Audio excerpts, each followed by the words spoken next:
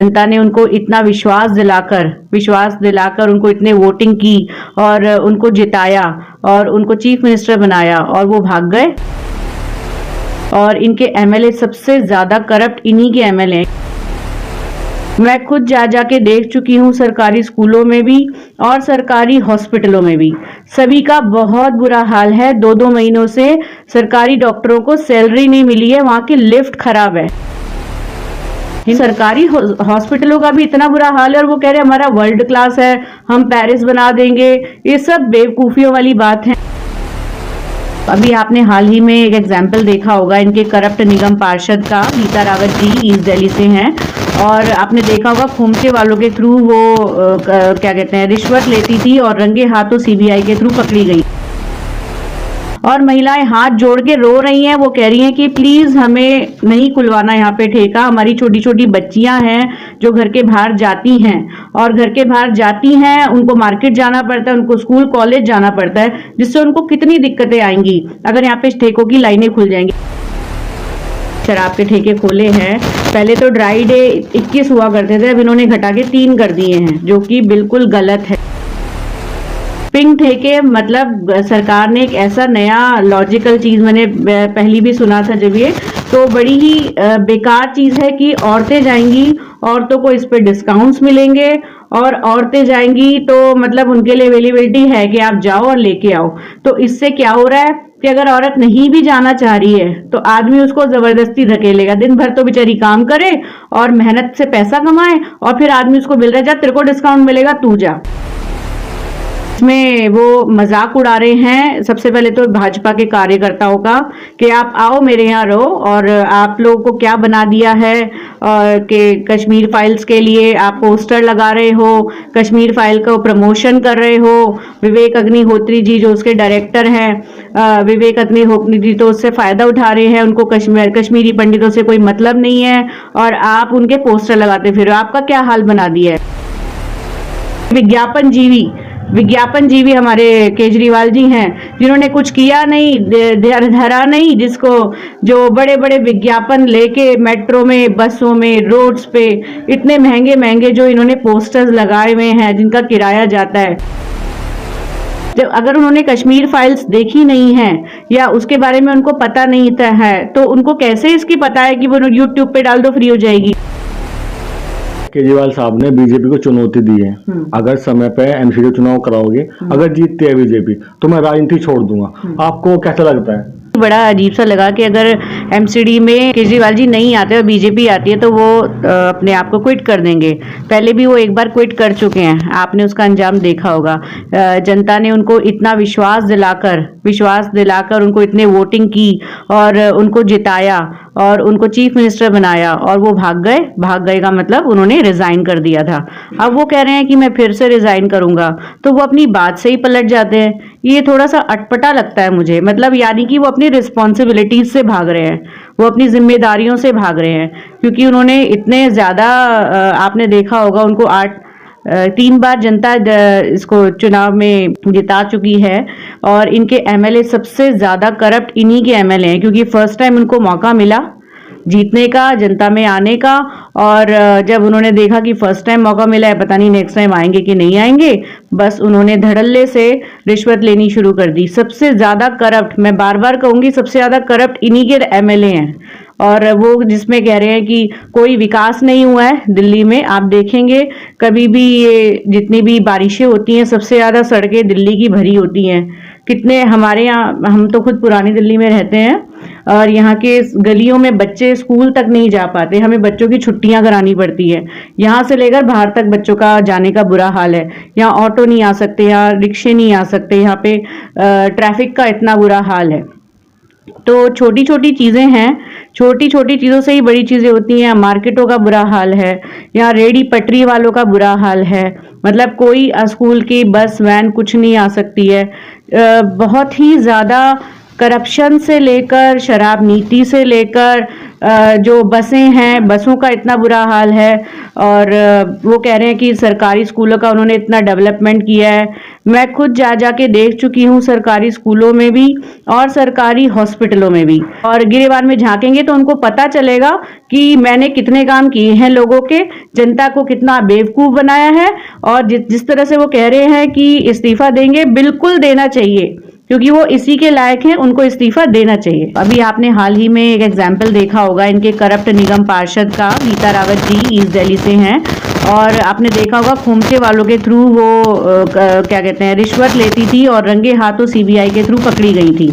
तो आप देख सकते हैं कि इतने ज्यादा करप्शन है इनके यहाँ पे। तो इसीलिए मैं आपको कह रही हूँ कि इनके जो निगम पार्षद हैं, इनके जो एमएलएज हैं, हमारे यहाँ के शोएब इकबाल जी हैं, कोई काम करने चले जाएं, मतलब पहले तो सीधे मुंह बात नहीं होती इनके एमएलए से, टाइम नहीं मिलता लोगों को मिलने का, संपर्क करने का, और उसके बाद जब मिलते हैं तो उनके काम पूरे नहीं होते हैं।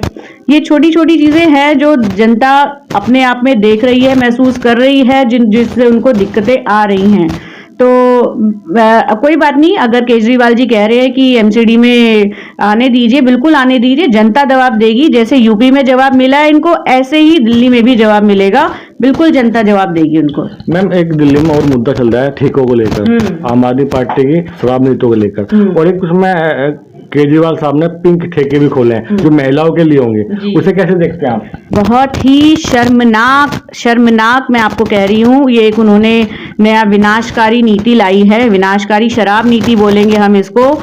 एक तो ये रिहायशी इलाकों में खुल रहे हैं। हमारे यहाँ सीताराम बाजार में भी लगभग 3 ठेकों के ऑर्डर्स आए हुए हैं, जिसमें से एक हम कैंसिल करा चुके हैं। इसके अलावा मैं घर घर में जाके महिलाओं से मिल रही हूँ, और महिलाएं हाथ जोड़ के रो रही हैं। वो कह रही हैं कि प्लीज हमें नहीं खुलवाना यहाँ पे ठेका, हमारी छोटी छोटी बच्चियां हैं जो घर के बाहर जाती हैं, और घर के बाहर जाती हैं, उनको मार्केट जाना पड़ता है, उनको स्कूल कॉलेज जाना पड़ता है, जिससे उनको कितनी दिक्कतें आएंगी अगर यहाँ पे ठेकों की लाइनें खुल जाएंगी। आपको पता है ठेकों के बाहर लोग कैसे किस तरीके से बिहेव करते हैं। वहाँ पे क्या कहते हैं, जेबें कटती हैं लोगों की, शराब के लोग पी पी के पड़े रहते हैं। तो हमारे ये जो रिहायशी इलाकों में खुल रहे हैं, मंदिरों के पास, मस्जिदों के पास, गुरुद्वारों के पास, ठीक है, तो ये बिल्कुल भी ठीक नहीं है ये, क्योंकि हमारे जो धार्मिक स्थल हैं ये इनको भी अपवित्र करते हैं। और ये अभी से नहीं, हमारा तो यहाँ अजमेरी गेट पे हमारा शनि मंदिर है, उसके बिल्कुल बराबर में कब से ठेका खुला हुआ है, जो कि बिल्कुल एक गलत है, बिल्कुल गलत तरीका है इनका ये मैसेज देने का। एक के साथ एक फ्री कर रहे हैं। तो आप ये देखिए कि एक तो ऑलरेडी काम है नहीं लोगों के पास, और जब काम नहीं है, दिन भर वो शराब पी रहे, शराब के, और एक के साथ एक फ्री है, तो बस उनको तो कुछ और चाहिए ही नहीं, वो तो दिन भर अपने घरों में यही काम करते हैं। इसके कश्मीर फाइल को लेकर कल आपने देखा भी, केजरीवाल साहब ने बोला है टैक्स फ्री कर दो, यूट्यूब पे डालो, टैक्स फ्री हो जाएगा। जी, ये बिल्कुल गलत मतलब है। मैंने उनका पूरा इंटरव्यू देखा है जानबूझ के, क्योंकि जब आप किसी को कोई बात बताते हैं तो आपके पहले आंकड़े सही होने चाहिए। तो मैं पहले उस न्यूज़ को अच्छे से पढ़ती हूँ, उसके बाद मैं उसके बारे में, मैंने उनका पूरा इंटरव्यू देखा, सुना, और जिसमें वो मजाक उड़ा रहे हैं सबसे पहले तो भाजपा के कार्यकर्ताओं का, कि आप आओ मेरे यहाँ रहो, और आप लोगों को क्या बना दिया है, और कि कश्मीर फाइल्स के लिए आप पोस्टर लगा रहे हो, कश्मीर फाइल का प्रमोशन कर रहे हो। विवेक अग्निहोत्री जी जो उसके डायरेक्टर हैं, विवेक अग्निहोत्री जी तो उससे फायदा उठा रहे हैं, उनको कश्मीरी पंडितों से कोई मतलब नहीं है, और आप उनके पोस्टर लगाते फिर आपका क्या हाल बना दिया है। क्यों? जब ये सत्ता में नहीं थी धरना, तो क्या केजरीवाल सरकार, तो उससे पहले ये लोग धरना नहीं देते थे? अगर इनको किसी सरकार की कोई नीति गलत लगती थी तो ये धरना नहीं देते थे। अगर आज हमें ऑपोजिशन की पार्टी का तो मतलब यही होता है, अगर वो विपक्ष में खड़ी है तो वो जरूर उनके गलत मुद्दों को उठाएगी और उनको आवाज उठाएगी और अपने लोगों को जागरूक करेगी। तो क्यों उन्होंने ऐसा कहा?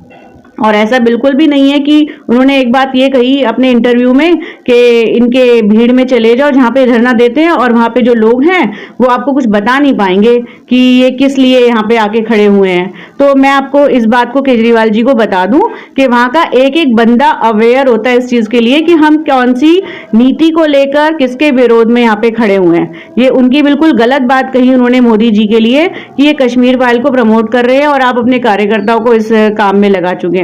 ये बिल्कुल गलत बात है। हमारे जो कार्यकर्ता है वो तन मन धन से अपने पार्टी के लिए डिवोटेड हैं, और अगर उन्हें कुछ गलत लगता है तभी वो इस चीज को प्रमोट कर रहे हैं। ठीक है। प्रमोट करने का मतलब ये नहीं है कि वो आपकी तरह, आप तो एक जैसे कहूंगी विज्ञापन जीवी हमारे केजरीवाल जी हैं, जिन्होंने कुछ किया नहीं, धरा नहीं, जिसको जो बड़े बड़े विज्ञापन लेके मेट्रो में, बसों में, रोड्स पे इतने महंगे महंगे जो इन्होंने पोस्टर्स लगाए हुए हैं, जिनका किराया जाता है। ये बताइए, आप दिल्ली की जनता आपकी जनता नहीं है क्या? आप 10 साल से यहाँ पर हैं। दिल्ली की जनता, दिल्ली की महिलाएं आपकी बहनें, माताएं नहीं है जिन्होंने आपको वोट दिया है? इनके लिए कोई आपकी जिम्मेदारी नहीं बनती? पहले तो आप पिंक ठेके खुलवाओ, पहले तो आप शराब के ठेके खुलवाओ, फिर आप पंजाब में जाके औरतों को 1-1 हजार रुपए बांटो। यहाँ भी बांटो ना, और यहाँ भी बांटो, यहाँ तो पता चलेगा। और यहाँ क्राइम रेट इतना बढ़ गया है, औरतें आराम से निकल नहीं सकती। तो जो उन्होंने बोला है ना कि यूट्यूब पे डाल दो, टैक्स फ्री करूंगा, तो अगर उन्होंने नील बटा सन्नाटा को टैक्स फ्री क्यों करा, ये बताइए। नील बटा सन्नाटा किसी ने नाम भी सुना है इस मूवी का? इसके अलावा सांड की आंख, हाँ वो मोटिवेशनल मूवी है, बहुत अच्छा किया उन्होंने, उसको टैक्स फ्री किया। तो इस फिल्म को टैक्स फ्री करने में क्या प्रॉब्लम है? जब अगर उन्होंने कश्मीर फाइल्स देखी नहीं है या उसके बारे में उनको पता नहीं है, तो उनको कैसे इसकी पता है कि वो यूट्यूब पे डाल दो फ्री हो जाएगी? क्या अगर उनको इतना ही चिंता है फ्री की, वो हमें सब कुछ फ्री दे रहे हैं, तो इसको भी टैक्स फ्री कर दें, इसमें प्रॉब्लम क्या है? क्यों नहीं कर रहे हैं? और ये केजरीवाल जी कैसे कह रहे हैं कि वो तो एक मजाक बना रहे हैं।